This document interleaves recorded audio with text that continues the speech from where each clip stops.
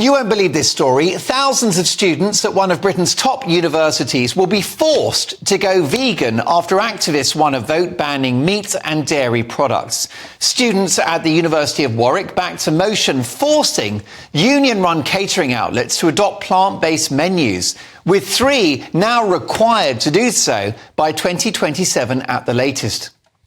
But the move, pushed through by campaign group Plant-Based Universities, has ignited fury after it emerged that just 774 students, that's about 2.7% of the 28,000 undergraduates, were behind the plan. Only 15 voted against it. Now, this is all very strange. I thought higher education is about assembling the facts, gathering data, and reaching an informed conclusion. Did they not see the rather distressing report suggesting that children raised on a vegan diet were on average 3 centimetres shorter than those who eat meat? The bones of vegan children were also smaller and less strong, putting them at risk of fractures or osteoporosis in later life. The study by University College London's Great Ormond Street Institute of Child Health said parents must be aware of the risks of vegan diets. They said vegan children should be given vitamin B12, vitamin D supplements, and lots of other extra additions to their diet to reduce the potentially long-term health consequences of being raised on plants only. Not a ringing endorsement, is it?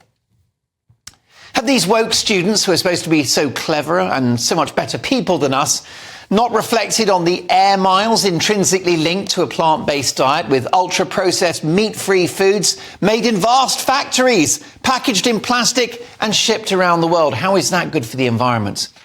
Did it not come to their attention that plant-based requires vast monocrop agriculture in which millions of hectares of diverse land and the wildlife within it are sacrificed to accommodate mile after mile of corn, wheat and soy? How about the growing of almonds, which requires billions of litres of water? The same goes for avocados, the mass farming of which is linked to murderous gang warfare in places like Mexico. Meanwhile, livestock graze on natural land here in the UK, without the help of billions of litres of fertilisers and pesticides, which are, of course, essential to plant-based food production.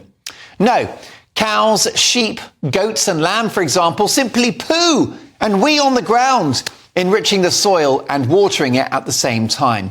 They consume grass, which is inedible to humans, and they predominantly graze on land uninhabitable to us as well. So perhaps now's the time to mention the brilliant Jeremy Clarkson, in whose TV show Clarkson's Farm, it was revealed that a full-size cow contains within her 1,000 portions of meat, as well as the bones, which can be ground up and used as a natural soil nutrient. Blood and other unwanted tissue can be used for dog and cat food, and the hide can be used for leather. So, you get a lot of bang for your buck from Daisy the cow. What about the nutrient value of plant-based? Are Beyond Meat burgers and veggie sausages really going to power the intellectual demands of these young students upon whose prowess our future success as a society relies?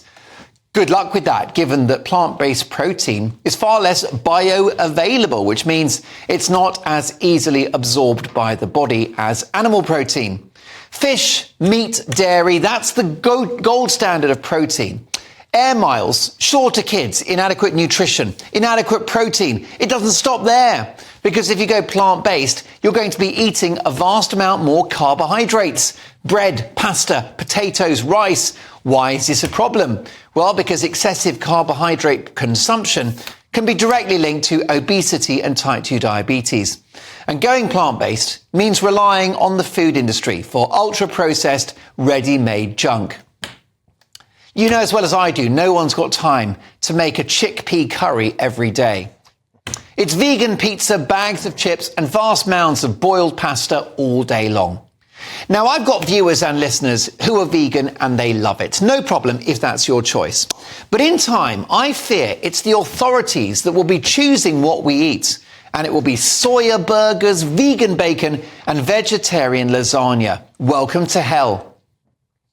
We've been eating meat for millennia, and if we pursue this plant-based experiment, I predict the next generation will be sicker, fatter, more tired, and frankly, malnourished.